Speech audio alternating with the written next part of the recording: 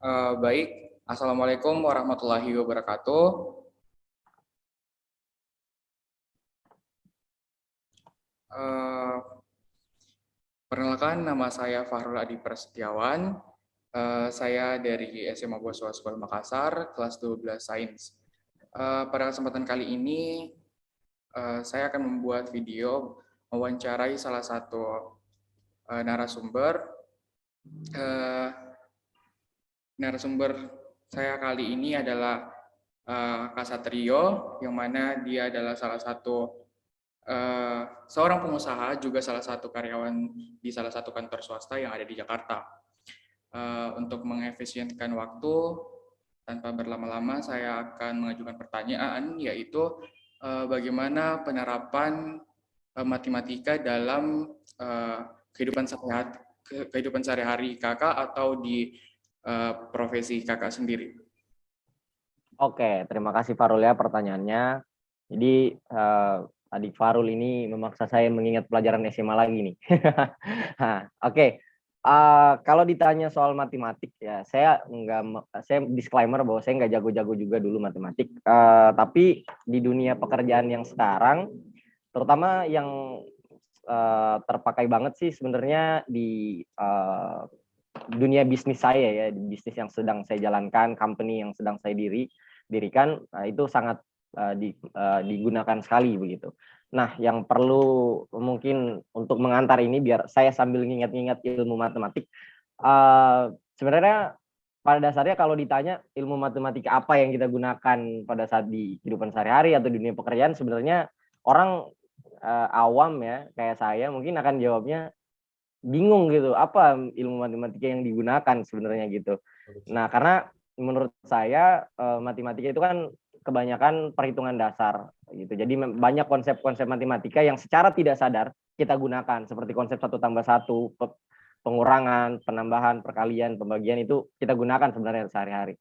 Tapi kan ada beberapa sektor yang kita tidak gunakan ilmu matematika sebenarnya, tapi konsepnya kita gunakan. Kayak misalnya kalau beli soma ya, kita pakai persamaan linear dua variabel, nggak bisa kan, 2 tahu satu somanya, kalau 3 tahu 2 somanya berapa harganya, harus cari X dan Y-nya gitu kan. Itu pelajaran SMA yang coba saya ingat-ingat ya.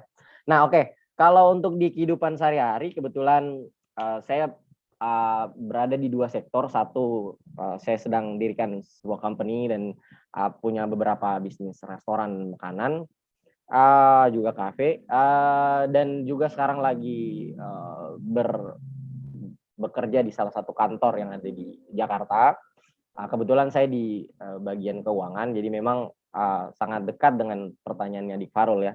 Nah, kalau ilmu yang saya gunakan ya di kantor atau di dunia bisnis saya, itu sebenarnya kalau nggak salah ini ya materinya, itu soal tentang ilmu statistik gitu di matematika. Kayaknya di SMA kita belajar deh ilmu statistik. Iya, Nah, harus belajar, Kak. Nah, ilmu statistik ini kalau saya nggak salah kan di situ ada kita menentukan kuartal atau kuartil 1 dulu kalau saya nggak salah, kuartil ya kayak gitu-gitu. Terus menentukan X yang ada garis atasnya itu rata-rata ya kalau nggak salah. Iya, betul-betul. Men. Terus ada juga modus kalau saya nggak salah. Nah, itu saya masih ingat-ingat, dan itu memang yang saya gunakan di kantor dan di kehidupan sehari-hari. Karena apalagi di bisnis ya, saya harus bisa menentukan rata-rata penjualan. Bahkan ilmu statistik ini banyak digunakan, bukan cuma saya bahkan, tapi teman-teman saya, rekan-rekan saya, kemudian atasan, menggunakan ilmu statistik itu untuk mengambil kebijakan. Karena sekali lagi statistik itu ngomong soal data, angka-angka yang harus memang dicari benang merahnya. Angka-angka itu harus dicari rata-ratanya, modusnya, yang terbanyak apa, terus ini kesimpulan angka ini apa, gitu-gitu. Akhirnya itu digunakan untuk menentukan sebuah kebijakan berdasarkan data. Jadi ilmu statistik digunakan untuk analisa dalam langkah mengambil sebuah kebijakan biasanya. Selain itu saya gunakan juga untuk menghitung laba rugi gitu, pemasukan, pengeluaran, itu ilmu-ilmu statistik digunakan gitu. Selain ilmu statistik, kalau nggak salah saya lupa ya, tapi ini kayaknya materi aljabar. Saya lupa apakah materinya limit kalau nggak salah saya, Ya. limit fungsi yang ada F itu kalau nggak salah lagi.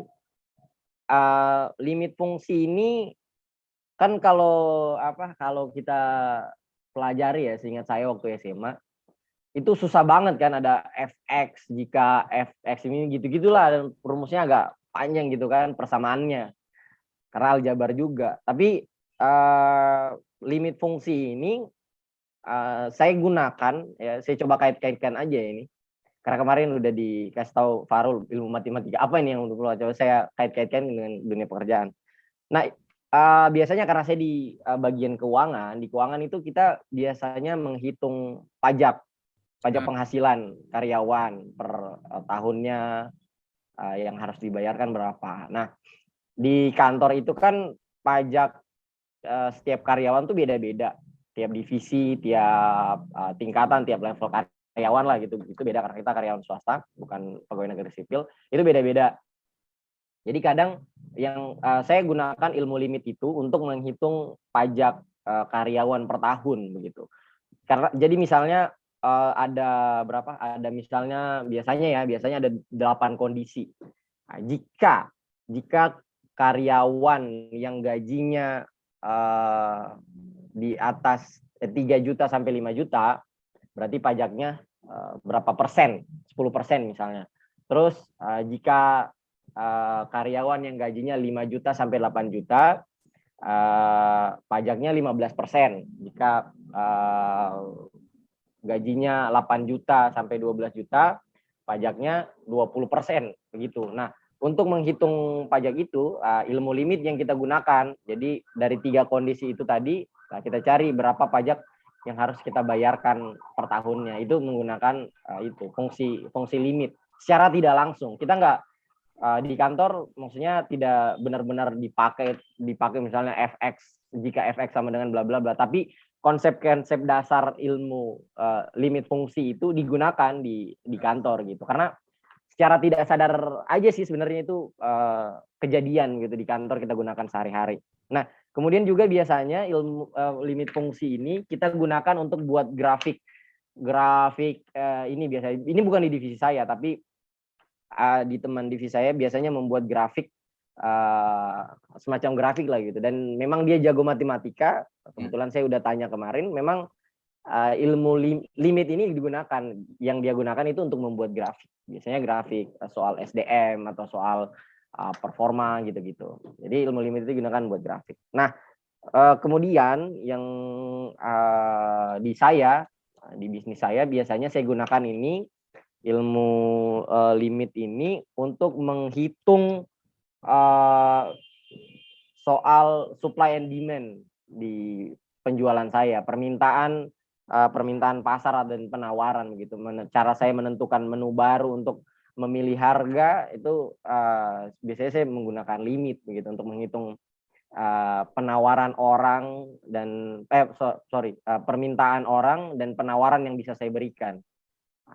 Bahkan juga ini limit ya. Dan kalau nggak salah selain limit di ini kehidupan selain 2 tadi itu ya, saya juga berkecimpung di dunia, ada nabung dikit lah di dunia saham gitu.